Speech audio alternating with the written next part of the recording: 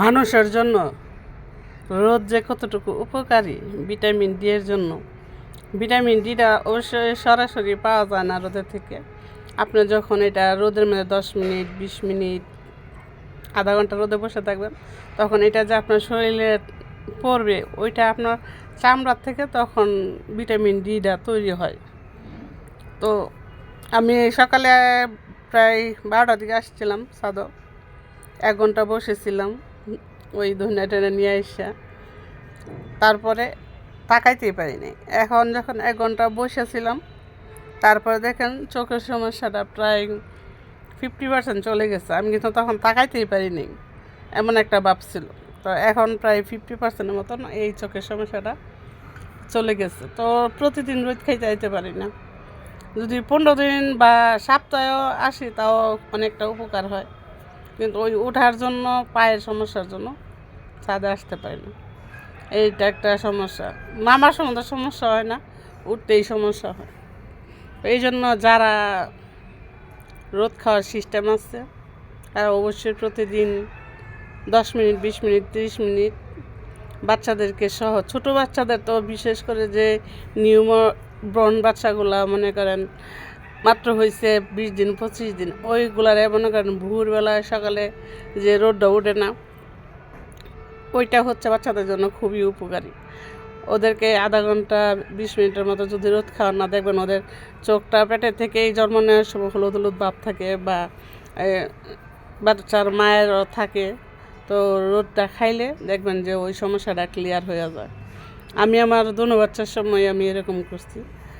তো আমার বাচ্চাদের আপাতত সমস্যা নেই, কিন্তু আমার চোখের সমস্যার জন্য আমার প্রায় ছাদে আসতে হয়। আর ভিটামিন ডি এ তো অনেক ঘাটতি আছে আমার। ওষুধ খাইলে হচ্ছে মোটা হয়ে যায়। একবার টানা 3 মাস ওষুধ খাওয়ার পরে আমি ক্যালসিয়াম দিয়েছিল ডাক্তার, খাওয়ার পরে আমার 3 মাসে আমার 20 কেজি ওজন বেড়ে গেছে। আমি কিন্তু এতটা মোটা ছিলাম না। আমার আগের ভিডিও বা ছবি টবি দেখলে আপনারা বুঝতে পারবেন, তখন কিন্তু আমি এতটাও মোটা ছিলাম না। এই 65 64 67 এরকম ছিলাম। এখন ওই ওষুধ খাওয়া পরে তো তার জন্য মোটা হয়ে যায়, কী করুন। আর চোখের সমস্যাটাও বাড়ছে, ওজন বাড়ার সাথে সাথে বেশি করে বাড়ছে। তো এখন ওজনও কন্ট্রোল করতে পারি না। যদি 20 কেজি কমাই, 30 কেজি বাইরে যায়, একটু এদিক সেদিক হইলেই। তো আমরা বাঙালি মানুষ তো এত কঠোরভাবে ডায়েট কন্ট্রোল করা যায় না। যারা বাইরে তাদের সব কিছু অ্যাভেলেবেল থাকে, করতে ম্যানেজ করতে পারে। তো আমরা বাঙালি মানুষ, হাউস ওয়াইফ, অন্যের উপরে নির্ভরশীল, তো সবসময় প্রপারভাবে ডায়েট করা যায় না। তো এই জন্য ওজনটা বাইরে যায়। এখন শরীর তো আর সেটা বোঝে না। আরেকবার 86 থেকে আমি প্রায় 63 কেজিতে আসছিলাম। তখন ওই ডাক্তার জাহাঙ্গীর কবির স্যারকে ফলো করছিলাম। টানা 2-3 বছর ভালোই ওজন নিয়ন্ত্রণে ছিল। তারপরে একটা পর আস্তে আস্তে আস্তে আস্তে ডায়েটটা ছেড়ে দিই। তো তখন আবার বিভিন্ন রোগ দেখা দিছে, ডায়াবেটিস, হাড়ের সমস্যা, হাঁটু ব্যথা। একটু অন্য বিষয় হইলে হাঁটু ব্যথা করে। একটু ছাদে উঠলাম তখনই হাঁটু বিষ করে। আর যখন ওই ডায়েটের মধ্যে ছিলাম, আমার সারাদিন কাজ করতে ইচ্ছে করছে, কোনো কাইলে লাগে নাই, খায়ও নেই, অথচ রোজাও থাকতাম। আবার সারাদিন পানি খেয়ে থাকতাম, যেটাকে ওয়াটার ফাস্ট বলে।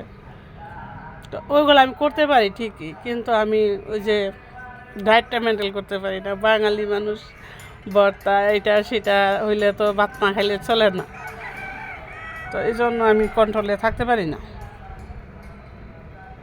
কোনো ওষুধও লাগে না, না পা মা পা কোনো কিছু লাগে না। আমার গ্যাস্ট্রিক মেস্ট্রিক কোনো কিছু ওষুধ লাগে না যখন আমি ডায়েট করি। এখন কিন্তু দেখেন এই সমস্যা ওই সমস্যা। তো এক কথা বলতে যায় অনেক কথা কিন্তু বলে ফেলছি। তো মোট কথা হইলো, ভিটামিন ডি খাইতে আসছিলাম, এখন চোখটা মিলে তাকাতে পারি। আজান হচ্ছে, তো আমি ভিডিওটা অফ করে দিই। ভালো থাকবেন, সুস্থ থাকবেন, আল্লাহ হাফিজ। আর সবাই একটু একটু করে ভিটামিন ডি খাবে।